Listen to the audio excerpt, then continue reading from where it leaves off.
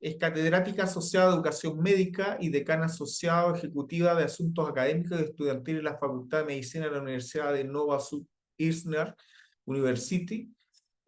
Además, en su cargo actual proporciona liderazgo estratégico sobre 8 unidades diferentes que incluyen admisiones, asuntos estudiantiles, asuntos curriculares, currículo de educación médica de pregrado, acreditación y mejora de la calidad para el Liaison Committee on Medical Education, asuntos de la facultad, compromiso comunitario e inclusión y desarrollo de programas de posgrado. Como líder de acreditación designada por el decano, la doctora Padilla lideró los esfuerzos para una exitosa primera acreditación completa del programa durante el máximo número de años permitidos para nuevos programas de educación médica. Doctora Padilla, muy buenas tardes, muy buenos días desde los que están en Mazatlán. Todo suyo y por favor, muchas gracias por estar con nosotros. Muchas gracias. Un segundito. La pantalla 3.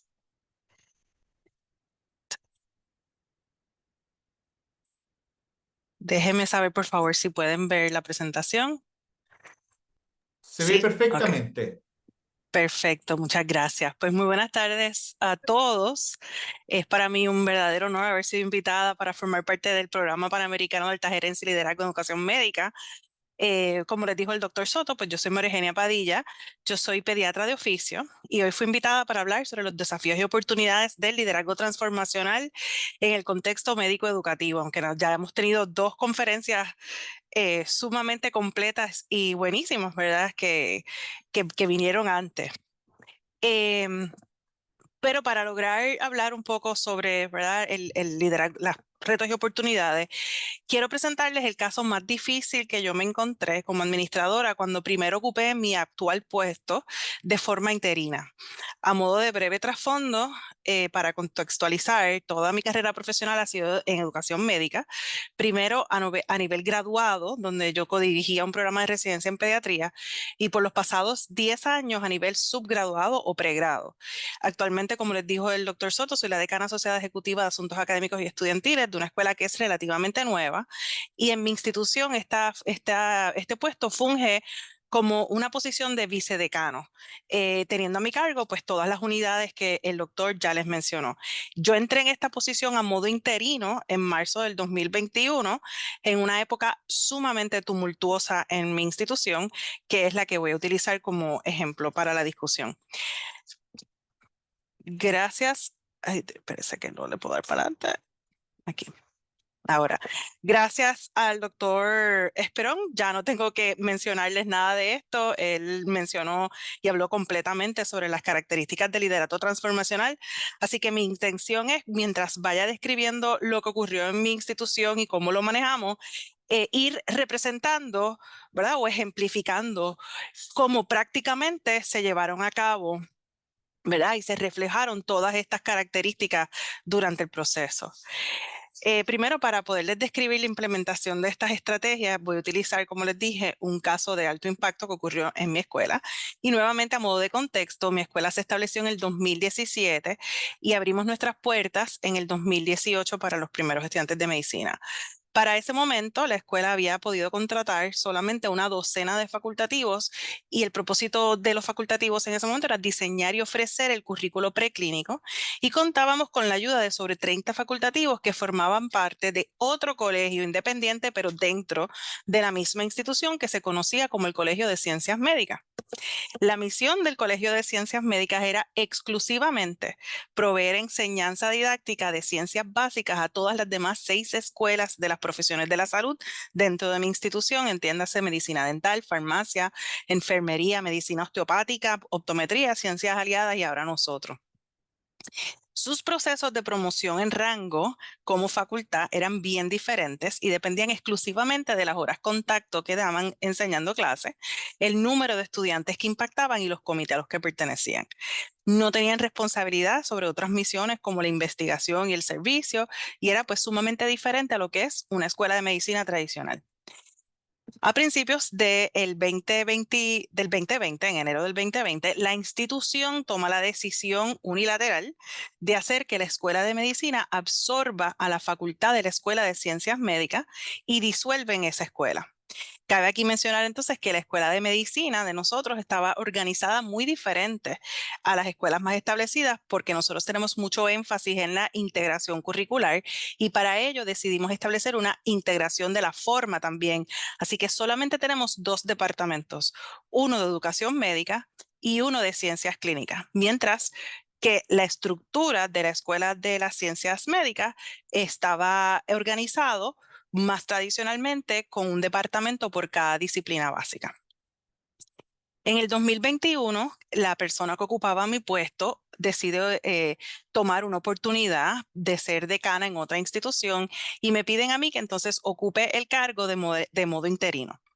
Y lo que me encuentro al llegar a mi puesto de esta manera es una cultura institucional sumamente tumultuosa, donde existen 2 categorías de facultativos. Aquellos facultativos que habían sido contratados directamente por nuestra escuela de medicina tienen responsabilidades académicas exclusivamente en nuestra escuela de medicina, tienen que darle atención al menos 2 misiones de la escuela, entiéndase, educación siendo primaria, pero también investigación. Y el 100% de la facultad está requerido a demostrar productividad escolástica para esa promoción. Y en adición, ese grupo de facultativos que fueron contratados en la Escuela de Medicina estaban contratados a una escala salarial mucho más alta de la que existía en ciencias médicas. El segundo grupo, entonces, es el grupo de facultad que fue absorbida, que continúan teniendo la responsabilidad de ofrecer didácticas en las demás 5 escuelas. Y a eso también se les añade que ahora tienen que atender una segunda misión, en este caso investigación, tienen que tener productividad escolástica para ser promovidos. Eh, y entonces, encima de eso, continúan teniendo ¿verdad? Una compensación mucho más baja. Y entonces todo esto ocurrió involuntariamente para ellos. Nadie les preguntó si ellos querían formar parte de esta escuela de medicina. Entonces, basado en este ambiente en el que me encontré, lo que me quedaba claro era que había que incorporar no solamente estrategias de liderazgo transformacional, sino también estrategias de la gestión de cambio. Y aquí no voy a entrar en mucho detalle, pero les incluyo la foto del libro de John Kotter, que es a quien se le acredita este modelo de la gestión de cambio. Quedaba claro que el sistema y la organización de todo, de la escuela, tenían que cambiar y el objetivo era que se hiciera de la manera más efectiva y menos dolorosa para todos. Entonces, lo primordial es tener bien claro cuál es mi misión, cuál es mi tarea, cuál es mi trabajo. Y como administradora, tengo que mantener credibilidad tanto como administradora, pero también como miembro de la facultad. Y ahí es que vienen muchos de los conflictos que vemos cuando ocupamos puestos de liderazgo por primera vez, porque es como una disonancia cognitiva. Tienes que defender tanto los intereses de la administración como los intereses de la facultad y muchas veces están, ¿verdad? Están encontradas, van en direcciones opuestas. ¿Qué es lo que yo tengo claro? Que mi responsabilidad como la decana asociada es ser la custodia de la misión académica de la escuela. Y eso no es negociable. Así que primero, una lista de los no negociables. El currículo de medicina se tiene que ofrecer al más alto nivel de excelencia independientemente de los recursos e independientemente de los currículos de las otras escuelas de medicina. Perdón, de las otras escuelas de la salud. Los estándares de promoción académica para el decano, para la gerencia administrativa, el decano, los jefes de departamento, era también un no negociable y eso iba a ser y continúa siendo un punto de contención grande. Pero en un momento dado tenía que entender que atender esa situación no era la prioridad. Habían otras cosas mucho más apremiantes que vamos a ver. La prioridad realmente era lograr que la facultad se uniera a la misión de lograr una acreditación exitosa, porque de esa acreditación realmente depende el trabajo de todos. Y ese era mi trabajo principal en una escuela nueva que todavía no teníamos ni siquiera nuestra primera acreditación completa. Pues ya yo tengo claro cuál es mi función, pero ahora tengo que entender el ambiente y cuáles son mis fuentes de resistencia primaria. Desde mi perspectiva y acabando de entrar, entiendo que hay 2 fuentes principales. La primera es la facultad nueva, que van a sentir una pérdida de autonomía significativa. Nadie les preguntó si querían ser parte de la escuela de medicina. Ellos estaban ya a punto de ser promovidos bajo una escala anterior y ahora eso se detuvo. No tenían que atender una segunda misión, y ahora se encuentran en ¿verdad? En esta piscina de facultativos donde hay unos que tienen un rango académico menor y probablemente muchos menos años de experiencia que ellos, pero tenían una compensación más alta porque se contrataron directamente a la escuela de medicina. Y desde el punto de vista de la institución, también iba a tener mucha resistencia, porque mi institución, que nosotros acabamos de entrar en ella, no es una institución que está abierta necesariamente a darle voz y voto a la facultad. Y al saber desde el principio que la situación de la compensación monetaria se iba a tener que atender, también sabía que la institución iba a poner mucha resistencia porque eso impacta eh, el, el, el presupuesto de la institución. Cuando uno entra a la posición de poder, ¿verdad? Hay diferentes maneras de uno ejercer la influencia de ese poder. Está el poder posicional, que es que por virtud de tu posición tomas decisiones o das directrices que se cumplen porque la jerarquía sí lo dicta. Sin embargo, lo único que se logra cuando uno utiliza su poder posicional para lograr cambios es que se haga algo, ¿verdad? Que se haga cumplimiento, pero no se logra respeto, no se logra confianza, no tienes la fidelidad de tu equipo y tampoco vas a tener una buena relación con tu equipo. Y el ejemplo de esto fue lo que la institución hizo. Ellos dieron una directriz unilateral y la gente lo aceptó porque nuestros trabajos dependían de ello, pero había mucho desconcierto y mucho de lo que se conoce como la renuncia silente, ¿verdad? La renuncia silenciosa. Simplemente me voy de brazos caídos. Está el poder referente, que ese lo podemos tener cualquiera de nosotros, independientemente de nuestro puesto, porque depende de tu reputación y de si has hecho muy buen trabajo, y eso pues se ha dado a conocer, pero obviamente depende de que ya te conozcan, de que tengas esa relación. Y finalmente el poder personal, que realmente durante el día de hoy, todos ¿verdad? Los ambos decanos que han hablado antes que yo, han hecho mucha referencia a esto, es la creación de esas relaciones donde el líder se interesa por el bienestar de los empleados y de todo el mundo de sus seguidores. Personalmente, como dijo el doctor Esperón, preguntar cómo está, ¿verdad? Tu familiar que estabas cuidando de ellos y ser empático y abierto a que la gente tiene una vida más allá del trabajo y que a veces esa vida hay que acomodarla dentro del trabajo. Y yo creo que todos que hemos cogido algún tipo ¿verdad? De curso o hemos leído un libro de liderazgo, siempre nos dicen que cuando tú entras a una posición de poder por primera vez, lo primero que hay que hacer es entender el ambiente. Y eso no se puede quedar en los rumores de pasillo, ni nos podemos ¿verdad? Conformar con lo que nos digan nuestros jefes o los administradores. Mira, esto es lo que te vas a encontrar. Ni tampoco se puede quedar en nuestra percepción personal. Hay que sacar el tiempo y hablar con todo el mundo, con todos los impactados para verdaderamente entender el ambiente. Entonces, a lo que yo dedico mis primeras 4 o 5 semanas de este interinato es a reunirme con cada uno de mis miembros de la facultad, todo el personal de apoyo y los líderes estudiantiles, no cada uno de los estudiantes, porque eso hubiera sido imposible. Pero las reuniones eran breves, de 30 minutos, altamente estructuradas desde mi perspectiva, pero la persona que se sentaba a hablar conmigo no sabía que estaba así de estructurada. Y era porque yo tenía una agenda personal y mi agenda era establecer confianza y credibilidad para poder influir los cambios en el ambiente que hacían falta. Porque yo sé que si el personal de la escuela no confía en mí, se van de brazos caídos y entonces la acreditación no va a funcionar. El acercamiento en las reuniones es sumamente importante. Cómo tú te comunicas es tan o más importante que lo que tú comunicas. El acercamiento que yo tomé, yo no le puse el término de confiadamente humilde. Esto lo escuché de otra, de la decana de Geisinger, cuando dio una presentación de cómo se lidera en los momentos ¿verdad? Que son tumultuosos. Y es donde tú aceptas que hay cosas que tú no sabes, muchas cosas que tú no sabes, que estamos continuamente aprendiendo y que estás dispuesta a trabajar, ¿verdad? No hay nada peor que que un líder que acaba de empezar venga asumiendo que lo sabe todo y que sus decisiones son las correctas y no tome en consideración a las demás personas. Entonces, ¿cómo yo traté de llevar a cabo esta humildad confiada? confiada porque no es que tú estás insegura, no es que no sabes lo que tienes que hacer, es que no entiendes el ambiente y necesitas saber más información y asegurarte de que tú incorporas las opiniones y las prioridades de ellos.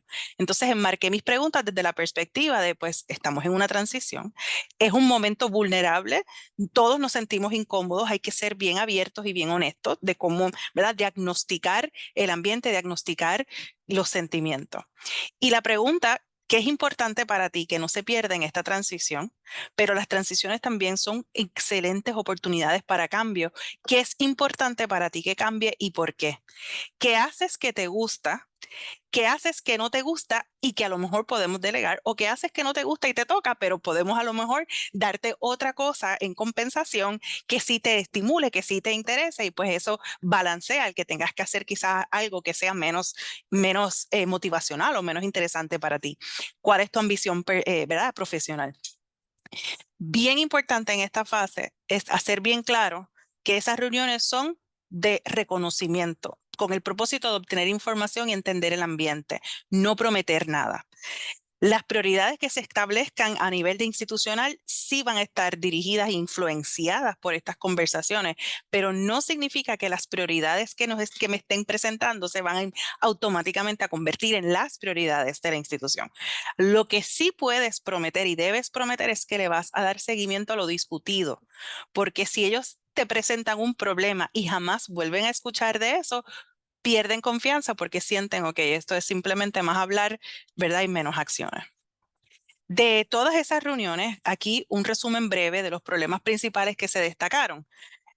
Cuando la Escuela de Medicina absorbió la Escuela de Ciencias Médicas, se mantuvo la estructura de departamentos que ellos tenían, por lo menos en el periodo de transición, pero era realmente en teoría.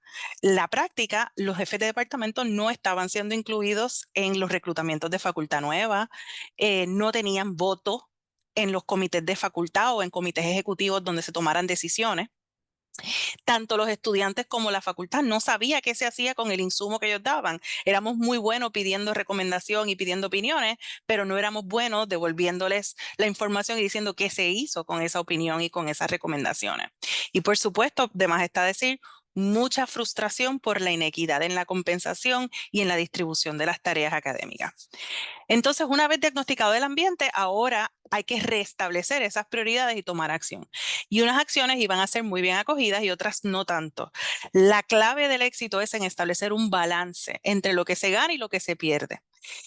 Las prioridades más importantes, ¿verdad?, eran mejorar el ambiente laboral y lograr la acreditación de la escuela. Para el ambiente laboral, la estrategia era atender primero cosas que eran sumamente críticas, aunque fueran bien complejas. Pero igualito que como les dijo el doctor Esperón anteriormente, también había que identificar éxitos pequeños. Y una mentora que yo tenía en ese momento fue quien me dijo, María, trata de conseguir una ganancia temprana, fácil y temprana, porque esas ganancias obviamente generan un sentimiento de positivo hacia ti, te hace más confiable y les hace entender que realmente los estamos escuchando. Eh, y esa es de los mejores consejos que he recibido y hoy el doctor Esperón se los presentó nuevamente. Como les dije, lo más complejo era lograr la equidad salarial porque la institución iba a poner resistencia debido a que impacta el presupuesto. Sin embargo, aunque era sumamente complejo, yo entendía que era lo más crítico para poderle comprobar a la facultad que teníamos un compromiso con ellos y que tenían nuestro apoyo. Para lograr esto, entonces, ¿qué es lo que en términos de las estrategias que recomiendan para la gestión de cambio? Es crear el sentido de urgencia. Así que reunirme con la gerencia administrativa de la institución y decirles, si yo no puedo equiparar el salario, si yo no logro una equidad salarial entre mi facultad, vamos a tener dimisiones masivas y esas dimisiones masivas van a impactar negativamente la acreditación. Y si nosotros no tenemos la acreditación, eso era una prioridad número uno para el presidente de la institución. Él quería una escuela de medicina dentro de su institución. Y número dos, de más está decir que pueden haber acciones legales por discrimen, porque tenemos facultativos en los mismos rangos unos con más años de experiencia, otros menos, pero entonces la distribución de compensación es muy diferente. Pero no se puede ir con un problema y crear pánico a la institución. Hay que traerles una solución que esté basada en algún tipo de evidencia. En nuestro caso, teníamos el beneficio de que la Asociación Americana de Escuelas de Medicina, la AAMC, genera un reporte de los salarios de la facultad por tipo de escuela y por localización geográfica. Y esto ayudó a demostrar contundentemente en blanco y negro que en efecto había un subgrupo de facultad que estaba por debajo de las tendencias nacionales de compensación. Una acción que sabíamos que iba a ser menos popular era la de disolver los departamentos, ya que la escuela seguía comprometida con la integración y queríamos que todos los departamentos estuvieran debajo de educación médica.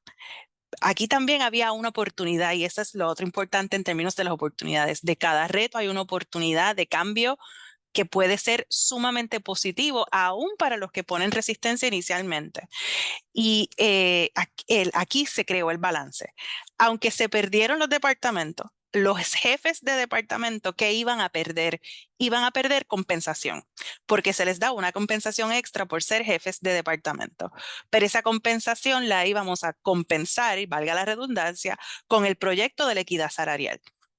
Y vamos a darles más tiempo libre para, protegido, no libre, protegido para trabajar en otros aspectos que estaban interesados en trabajar. Y entre ellos escogimos a uno para que fuera el vicejefe que iba a ser el custodio de la asignación de las tareas de las diferentes escuelas de medicina. Y era el facultativo que más reconocimiento y popularidad, por así decir, tenía con esos 30 facultativos que venían de la otra escuela de medicina.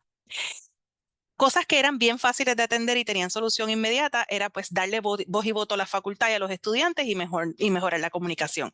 Y realmente eso fue lo primero que se hizo, porque al darle posición a la facultad en los comités ejecutivos donde tenían que votar por por las políticas de la institución, de la escuela, no de la institución, de la escuela, les creó a ellos, les dio esa sensación de me escucharon y me dieron, ¿verdad? Y me dieron valor. Y por supuesto, cada vez que había un reclutamiento de un facultativo, había representación de todas las disciplinas en ese comité de búsqueda y de reclutamiento. La segunda prioridad, que realmente para mí era la más importante, era lograr la acreditación y era la más importante porque realmente de eso dependía mi trabajo. Aquí nuevamente era necesario utilizar la estrategia de crear un sentido de urgencia. Básicamente, si no estamos acreditados, nadie tiene trabajo porque para la Escuela de Medicina poder funcionar en Estados Unidos, tienen que tener la acreditación de la LSME. Pero sobre todo, ya nosotros teníamos estudiantes en nuestra escuela de medicina y ellos iban a ser los más lastimados y después de haber depositado su confianza, su futuro profesional y por no decir el dinero que tenían que pagar para estar en nuestra institución. Pero también, como dijo el doctor Esperón, parte del liderazgo transformacional es inspirar. Y es importante, y era para mí importante resaltarles el prestigio que le otorga a una escuela de medicina gozar de esa acreditación. Y ese prestigio no solamente beneficia a la institución, los beneficia a cada uno de ellos individualmente, porque ahora son más mercadeables y más deseables para otras instituciones. Así que les abre las puertas a otras oportunidades si eso es lo que desean hacer. Y para todos los que aquí han sido líderes de los esfuerzos de acreditación, y sé que hay unos cuantos, probablemente se pueden identificar con la necesidad de saber hacer un balance entre el liderazgo transformacional y que es el inclusivo, toma en consideración todas las voces, y el directivo, donde tienes que usar tu poder posicional para lograr cumplimiento. Y en algunas ocasiones sí lo vas a tener que hacer. Y eso se llama liderazgo adaptivo, que puedas reconocer. Pero en eso también hay que ser transparente y honesto. A todos mis decanos asistentes y directores de unidad se les envía el mismo mensaje, que yo lo repetía en todas las reuniones e inclusive en todas las reuniones de comité y en las individuales. Hasta esta fecha, tiéndase agosto, vamos a poder hablar, discutir y tomar decisiones en conjunto y cambiar los procesos. A partir de esa fecha, lo que no se haya discutido lo tengo que decidir. Y todos vamos a tener que estar de acuerdo y en cumplimiento porque ya es la recta final para la acreditación. Así que sí, van a haber ocasiones donde no puedes esperar a hacer un consenso porque el tiempo y o la importancia sí lo requiere. Entonces, pues para darle un resumen, de marzo del 2021 a octubre del 2022, ¿qué cosas se lograron? Se logró una nueva escala salarial aprobada a nivel institucional, que fue, ¿verdad? Prácticamente 2 millones más o menos de dólares americanos que se tuvo que invertir por parte de la institución y que obviamente tuvimos que hacer recortes a la Escuela de Medicina porque eso se lo cobraron a la Escuela de Medicina, pero entendíamos que ese sacrificio era importante para el ambiente laboral. Había una situación en la acreditación anterior donde los estudiantes se sentían sumamente insatisfechos, disculpen el anglicismo, insatisfechos, de que no se les estaba escuchando sus preocupaciones o que no se hacía nada con esas preocupaciones. Y al incluirlos de esta manera y al tener una comunicación mucho más abierta, sobre el 90% de los estudiantes expresaron satisfacción en los cuestionarios de acreditación. La redistribución de las tareas académicas en conjunto con un aumento en el apoyo para la facultad para llevar a cabo actividades escolásticas llevó a que se duplicara la cantidad de productividad de la facultad en tan solo un año académico. Las otras escuelas aliadas a la salud donde le dábamos educación aumentó su satisfacción en términos de la calidad de la enseñanza porque se redistribuyó a través de toda la facultad, no solamente un subgrupo, y el vicejefe estaba a cargo de reunirse con todas las escuelas y trabajar con el calendario de la manera ¿verdad? Más específica posible. Personalmente, ¿qué yo me llevé? Pues el apoyo de toda mi facultad para que yo ocupara entonces este puesto de forma permanente y me quedara en esa posición. Y obviamente logramos, gracias a Dios, como les dijo ya el doctor, una acreditación completa del programa de medicina por el tiempo máximo adjudicable para escuelas nuevas, que es 5 años. En conclusión, esto fue el periodo de tiempo de mi vida profesional en el que más he trabajado, fue el más difícil, pero también es el que más he disfrutado, del que más aprendí, del que más satisfacción obtuve. Y creo que ese es uno de los primeros mensajes. De cada reto podemos obtener la mayor satisfacción. Yo siempre he pensado, y con esto lo reafirmé, que los retos y los problemas que heredamos son un regalo disfrazado, porque el proceso de resolverlos nos ayuda a aprender y a poner en práctica toda esta teoría que estamos escuchando aquí, que leímos o que vimos en los diferentes seminarios a los que hemos ido. Nos ayuda a forjar relaciones y a establecer reputación que nos ayudan inmesurablemente en nuestro trabajo. Aprendí que todos, tanto la facultad, el personal de apoyo y los estudiantes, que como tú te comunicas es tan o más importante de lo que comunicas. Y por mucho tiempo yo pensaba que si yo no tenía nada que decir sobre una pregunta que me habían hecho o una situación que había, pues no iba a decir nada porque no tenía nada nuevo que decir. Pero resulta que todo el mundo quiere saber el estatus de lo que se discutió, aun si quedó en nada, aun si no has hecho ningún progreso. Una nota tan sencillo como enviar un correo electrónico, no me he olvidado de ti, esto es más complejo de lo que anticipamos, estoy explorando o estamos explorando otras alternativas y te voy a dar seguimiento regularmente. Ser honesto, aunque la verdad no sea bonita, y en esto yo sé que el doctor Esperón también se los mencionó, no hay que ser desagradable para ser honesto, pero van a haber ocasiones donde hay que decirle a ciertas personas que no están ejecutando al nivel que tienen que ejecutar. En este proceso tuve de las conversaciones más difíciles con personas que se sentían discriminadas, poco valoradas, personas que les tuve que decir que no estaban alcanzando la ejecutoria que tenían que ejercer. Y para mi satisfacción, el hecho de yo no haberle tenido miedo al conflicto, de ir de frente cuando nos sentamos en la reunión, ¿verdad? Que sé que va a haber conflicto, es atenderlo desde el principio. Esta conversación es sumamente incómoda. Es incómoda para ti y es incómoda para mí. Y la enmarcas en una objetividad. ¿Verdad? Esto no es sobre tú como un ser humano, como persona. ¿Se logró o no se logró la meta? ¿Y cómo te puedo ayudar a lograr la meta? ¿Por qué la meta no se logró? ¿Verdad? ¿Qué te hizo falta? ¿Qué apoyo te hizo falta? Y aunque des malas noticias, ser honesta en ese sentido te va a establecer, te va a dar respeto de la persona, te va a ganar el respeto y la fidelidad de la persona. Identificar una ganancia temprana, eso no lo puedo resaltar lo suficiente. Eh, y establecer un sentido de urgencia, quería mencionarlo, es importante, pero no se puede sobreutilizar. En mi puesto anterior, ¿verdad? La persona que ocupó mi puesto anterior, utilizaba la acreditación para pedir cosas a la institución que no necesariamente estaban atadas a la acreditación. Y entonces llegó en un momento dado quizás a ser como el cuento del lobo, ¿verdad? El lobo viene y el lobo nunca viene y entonces pierde impacto. Así que el crear sentido de urgencia es sumamente valioso, pero hay que saberlo utilizar. Y finalmente quería compartir con todos ustedes a través de, ¿verdad?, esta experiencia las cosas que yo me llevo en mi caja de herramientas y que he aprendido. Lo primero es que una vez uno ocupa un puesto de liderazgo, ¿verdad? Y esto me tomó tiempo entenderlo. Yo primero fui facultativo y como administradora yo no soy diferente a como yo era facultativo, pero mis palabras, mis acciones y hasta como yo me he visto tienen un impacto diferente a lo que tenían cuando yo era facultad. Y eso lo tenemos que entender. Si tenemos un puesto de poder, influimos en la cultura institucional por nuestro comportamiento. Igualito que como les mencionó el doctor Esperón. Yo empecé con mis administradores que cuando se iban de vacaciones y teníamos una reunión, se conectaban a la reunión.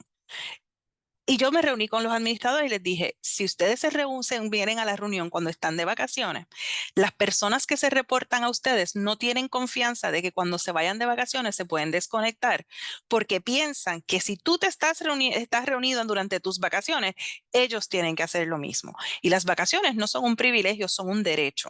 Y es un derecho porque si la gente no está refrescada, no está descansada y no tienen salud mental, no trabajan bien. ¿Cómo tú te comportas tiene un impacto sumamente significativo? Empezar con un sí. Ustedes han probablemente ido a personas que cuando ustedes van a pedir algo, de antemano saben que lo primero que va a salir de la boca es no. Y ellos entonces ven cómo pueden hacer para no hacer lo que tú estás pidiendo o cómo van a hacer para convencerte a ti de hacer otra cosa. Pues empiece por uno mismo. Cada vez que me vienen con una situación nueva o con una, ¿verdad? Ya sea una estrategia, ¿verdad? Ahora, como dicen, bien esotérica, lo primero que trato de ver es cómo lo puedo hacer funcionar. Y después de que yo hago todo mi análisis de cómo lo puedo hacer funcionar, si no lo puedo hacer funcionar, tengo bien buenas explicaciones de por qué no, porque traté de que funcionara. Si hay un conflicto muy grande entre una persona, entre tú y otra persona, pausa y reflexiona, ¿qué no veo? ¿Verdad? Hay algo que no estoy viendo. Puede ser que yo esté mal y entonces siempre mirarlo desde la perspectiva, si yo estoy mal, ¿qué no estoy viendo? Y vas a tener una visión mucho más completa de la situación. La honestidad y la claridad, como le dije, te establece como alguien íntegro, te gana el respeto. Las relaciones, eso lo saqué de un libro que leí muy interesante, son como un músculo y hay que trabajarlas. Eso quiere decir que no porque yo me reuní con todo el mundo en 30 minutos una vez, ya sé de ellos, ¿verdad? Ahora tengo que darle seguimiento, tengo que asegurarme de que cuando los veo, ellos se les diga cosas que les haga entender que uno sí los estaba escuchando. Y finalmente, no le tenemos que tener miedo al fracaso. Al único fracaso que hay que tenerle miedo es a sacrificar nuestra integridad y nuestra honestidad. Mientras la integridad nuestra, nosotros, las acciones y las decisiones estén siempre dirigidas por la ética y la integridad, de todos los fracasos nos vamos a recuperar. Y eso también, el fracaso y cómo uno se recupera del fracaso, es el modelaje que le tenemos que dar a todos nuestros seguidores. Y ya con eso yo termino, ¿verdad? Mi parte. Estas son unas referencias. Estos son 3 libros que les quería compartir.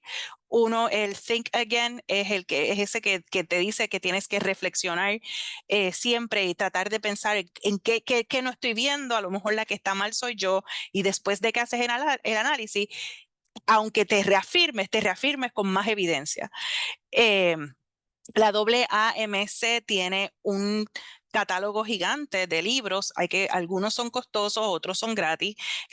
Yo lo compré cuando me entré de interina y la realidad es que me ayudó muchísimo a organizarme y a sobrevivir esos primeros 100 días de interinato, ¿verdad? Y el liderazgo nivel 5.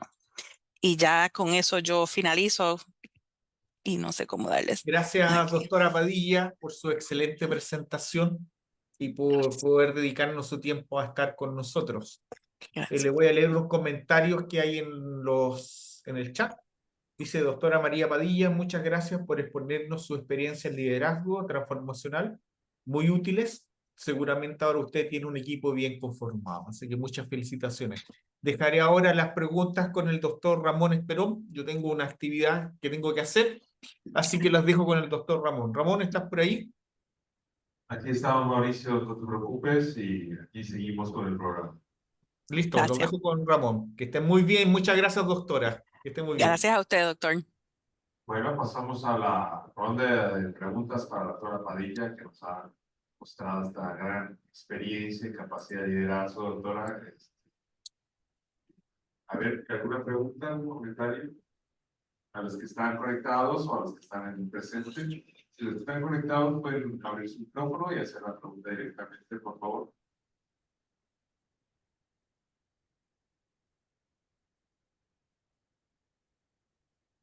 Aquí ya tenemos una. ¿Qué tal, doctora? Blanca Aurora de México. Yo nada más quería, por curiosidad, ¿qué tiempo le tomó pensar que su equipo ya había alcanzado la estabilidad que esperaba para poder afrontar el reto de la acreditación o lo que sería para ustedes? Eh, de 6 a 8 meses tomó. Fue sumamente retante, fue un periodo de tiempo sumamente tumultuoso. Muchas de las personas de quien dependía algunas cosas eran de los que estaban más impactados con lo del salario, que salió a la luz en ese proceso, así que estaban, ¿verdad?, demotivados, vamos a decir. La realidad es que en el proceso hubo personas que se fueron, ¿verdad? Que personas de la otra escuela que decidieron, pues esto no fue a lo que yo entré a esta escuela, ¿verdad? Y completamente entendible. Y después de un tiempo, yo no sé, ¿verdad? Cuando ustedes se lee sobre la creación de equipos que está, eh, que lo sé en inglés y no en español, pero lo está formando, después viene una época tumultuosa y después entonces es que llega la época productiva. La época tumultuosa duró de 6 a 8 meses. Pero después de eso, todo el mundo, ¿verdad? Tomó tiempo en lo que el equipo entero confiaban los unos a los otros y eso el equipo tiene que confiar y el líder tiene que confiar en el equipo y no hacer lo que se dice el micromanejo, ¿verdad? Cuando te están respirando encima del hombro mientras estás haciendo tus tareas y están sumamente pendientes a lo que estás haciendo, te dicen, pero ¿por qué no lo haces de esta otra manera? Eso es como líderes y como líderes nuevos podemos caer mucho en esa tentación de estar micromanejando a las demás personas y eso les roba autonomía. Y no hay nada más importante para todos nosotros como profesionales para poder desarrollarnos, para poder crecer, que tener autonomía. Y esa parte fue lo más importante hasta que el equipo entendió. Tenemos autonomía, nadie nos va a respirar, ¿verdad? Nadie nos está mirando por encima del hombro y todo el mundo puede trabajar. Y la verdad es que ahora somos un equipo fenomenal, pero tomó tiempo.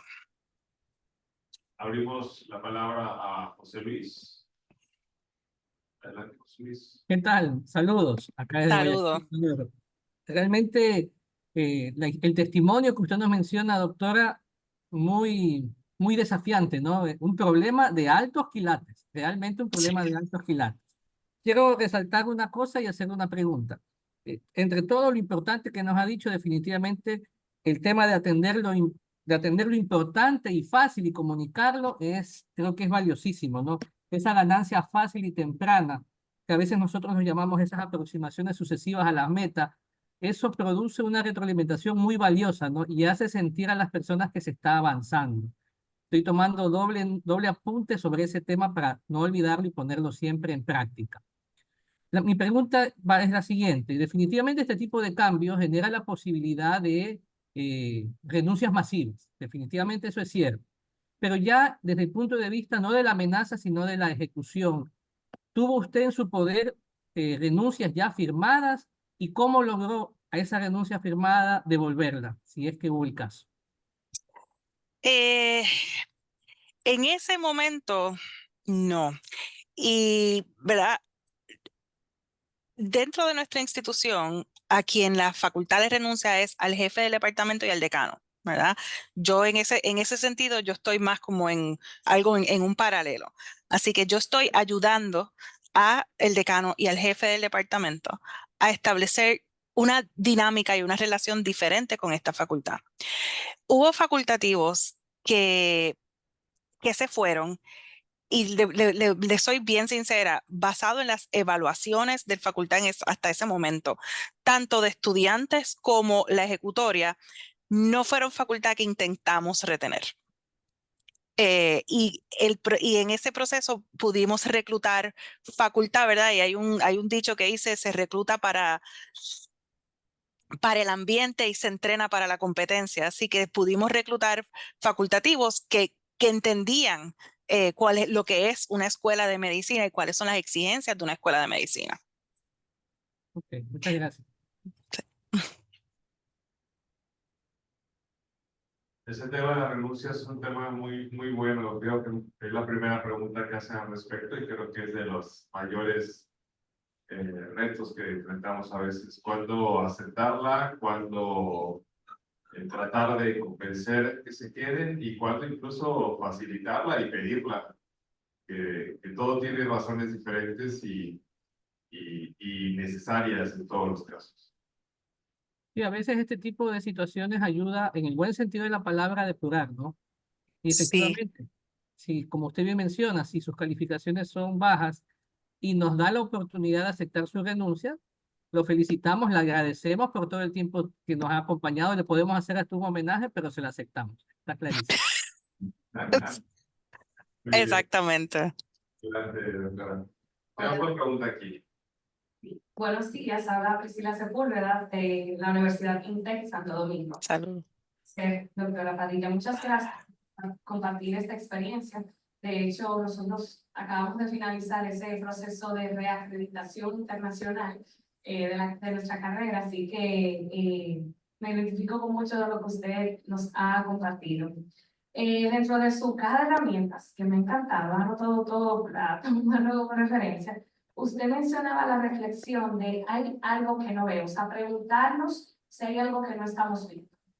Entonces, mi pregunta es, ¿cómo nosotros podemos fomentar esta reflexión en los tomadores de decisiones de nuestra escuela?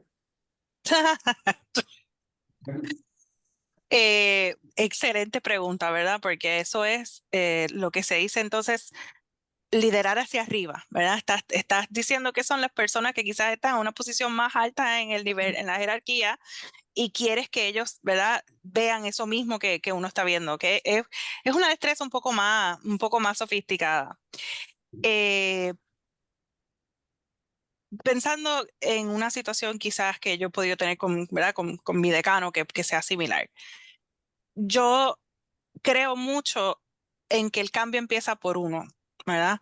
Así que cuando estamos en una discusión y yo veo que él quizás no está haciendo la reflexión que debe de estar haciendo o que yo pienso, ¿verdad? No es que la que yo pienso que él no debe de estar haciendo, yo lo verbalizo desde mi perspectiva. Y yo fíjese, yo me pongo a pensar, puede ser que haya algo que yo me estoy perdiendo en este proceso y lo viro un poquito desde la perspectiva de deme usted un consejo, deme usted mentoría si yo estoy viendo esto. Y entonces, porque realmente, y esto en uno de los cursos de liderazgo nos lo dijeron, había un libro que ahora mismo no recuerdo, que era fabuloso, y era precisamente eso, era tener introspección, de verte en un espejo. Y el Señor nos dijo, nadie se le ocurra comprar el libro y regalárselo a la persona que ustedes piensan que tiene que hacer introspección, porque eso no es bien recibido, eso no cae bien, ¿verdad? Así que decirle a la persona, yo creo que usted tiene que hacer introspección, no va a funcionar. Pero si usted le refleja a esa persona, fíjese en esta situación, y hablas sobre tu proceso de introspección. Y sobre tu proceso puede ser que entonces no solamente lo modelas, sino también como que lo estás induciendo a ellos a llevar ¿verdad? A hacer el mismo proceso. Muchas gracias.